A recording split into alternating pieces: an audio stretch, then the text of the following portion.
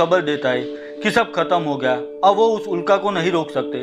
वही उल्का भी पृथ्वी के नजदीक थी तो वह अपना काम स्टार्ट कर देती है। एक बड़ा उल्का पिंड सीधा पेरिस शहर पे आके गिरता है और बड़े धमाके के साथ पूरा शहर तबाह हो जाता है। अब उल्का को जीरो बैरियर में आने के लिए सिर्फ 4 घंटे लगेंगे और उसके बाद पूरी इंसानियत खत्म हो जाएगी। अब बिली मायूस होकर बैठा था, तभी उसे एक आवाज सुनाई देती है। वो आवाज की तरफ देखता है तो उसे वहां पर एक और रोवर ड्रिलिंग इक्विपमेंट के साथ दिखाई देता है।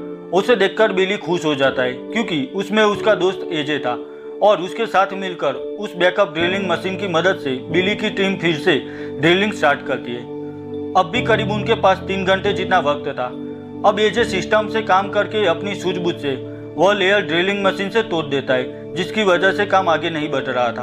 अब एजे, बिली और उसकी टीम साथ मिलकर उस ड्रिलिंग मशीन से 900 फीट जितना ड्रिल कर लेते हैं। अब उनके पास सिर्फ 40 मिनट्स बची थी और अभी काम खत्म नहीं हुआ था क्योंकि उस खड्डे में बॉम्ब डाल के एक्टिव भी करना था। अब एजे उस ड्रिल वाले खड्डे में वह बॉम्ब लेकर रस्सी की मदद से नीचे उतर रहा था। दूसरी ओर वह उल्का भी पृथ्वी की नजदीक थी तो उसकी असर से बड़े बड़े पत्थर गिर रहे थे और उसमें से एक बिली और एजे थे वहां पर गिरता है। उसमें वह दोनों तो बच जाते हैं पर उनका क्रूगर नाम का साथी वही मारा जाता है। अब एजे नीचे तक भी नहीं पहुंच सका था, वह बाहर आ जाता है।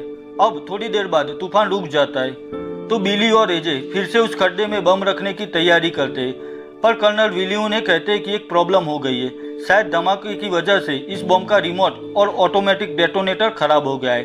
अब किसी को उस बम के पास रुककर उसे एक्टिवेट करना होगा, यानी कि किसी एक को अपना सैक्रिफाइस देना होगा। अब उन सब में इतनी अंडरस्टैंडिंग थी कि वो सभी वहां